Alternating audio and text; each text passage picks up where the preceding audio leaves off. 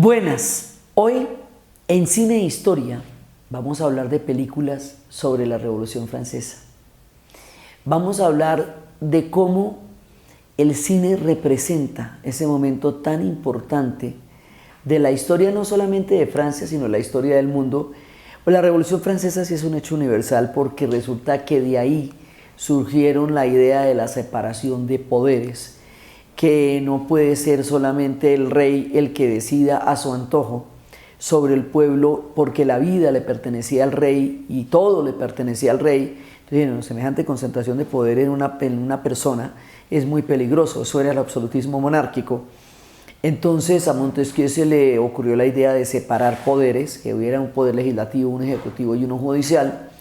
A Rousseau se le ocurrió la idea de que las sociedades debían gobernarse por consenso, haciendo un pacto social.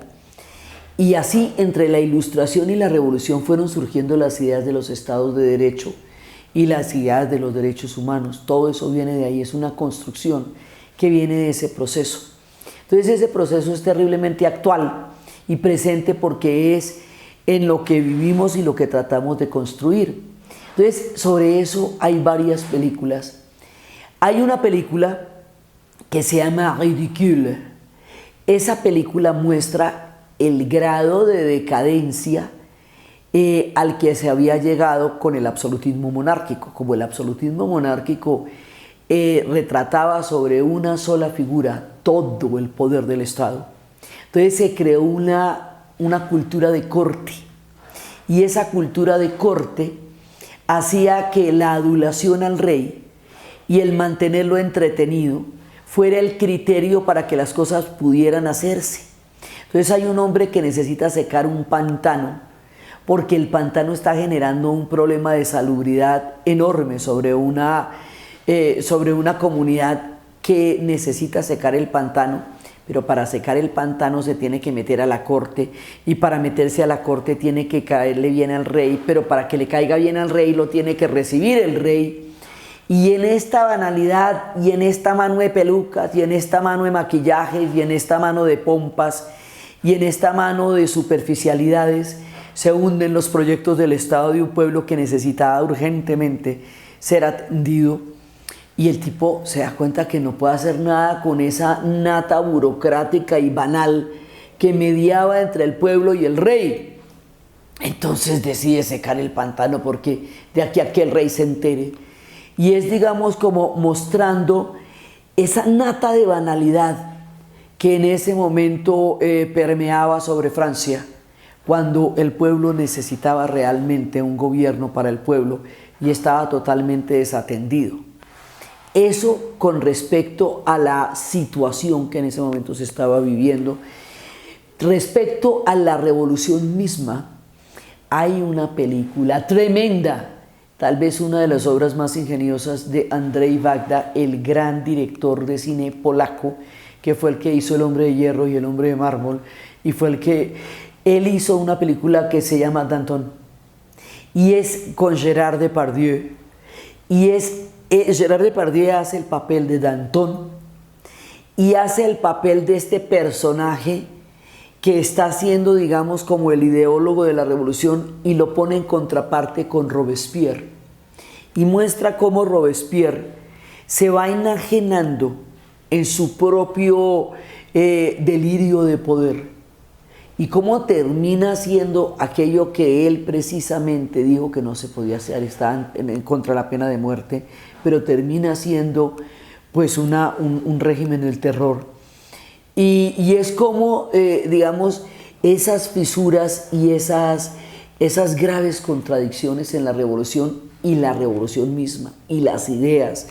Es, digamos, tal vez una de las películas que uno puede ver que con mayor fuerza, dramatismo y carácter político le explica a uno los alcances que tuvo en su momento la revolución alrededor de la figura de Danton y su conflicto con Robespierre. Y al final además hay una escena muy brava en donde la señora, la empleada doméstica de Robespierre, lo quiere premiar mostrándole al niño que se aprendió los derechos del hombre y del ciudadano, y cada ratico le pega al niño para que los diga bien.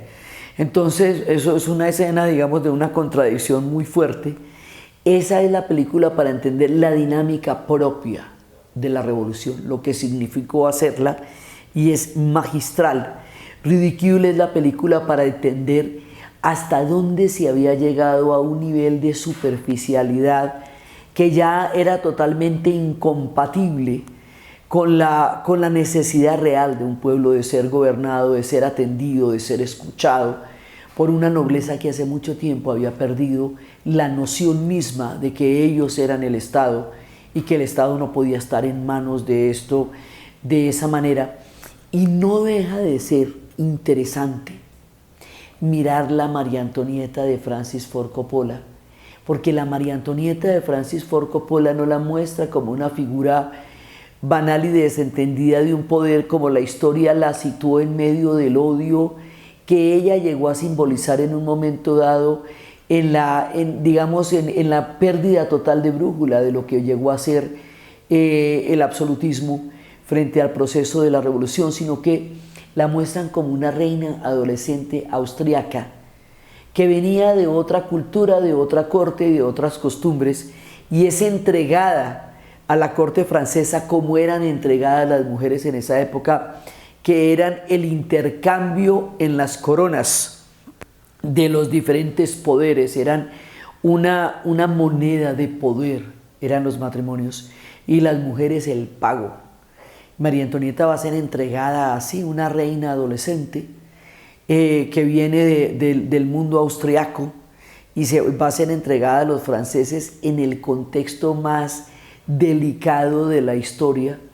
¿Y cómo responde esta mujer sin ningún entrenamiento, digamos, a lo que va a ser uno de los procesos más fuertes de la historia, que es la Revolución Francesa? Es la mirada desde una chica adolescente que le toca jugar un papel en la historia dramático, y no como esa reina odiada que la historia reclama como el símbolo mismo de la banalidad, sin que se descarte que la banalidad estaba presente y la desconexión absoluta que se estaba dando entre los gobernantes y el pueblo al que estaban gobernando, porque es que hay un momento en que están totalmente fuera de foco. O sea, hay un pueblo allá afuera que está pidiendo ser gobernado, y hay un gobierno que desconoce completamente el pueblo al que está gobernando, porque está metido en otra película, y es la película de la corte.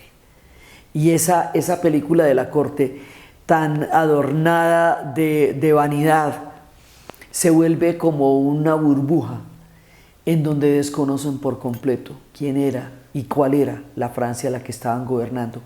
El cine de la revolución es bien interesante y se renueva siempre, desde la película que habían hecho de 1879, que era una obra de teatro, y que en los diferentes escenarios mostraban cómo se estaban dando los escenarios de la Revolución Francesa, y cómo en un momento dado todos empiezan a firmar las peticiones del rey, pero las peticiones nunca van a llegar al rey para que el rey mire qué es lo que realmente está pasando con su pueblo, porque finalmente todos están atrapados en una burbuja a donde no puede llegar la realidad.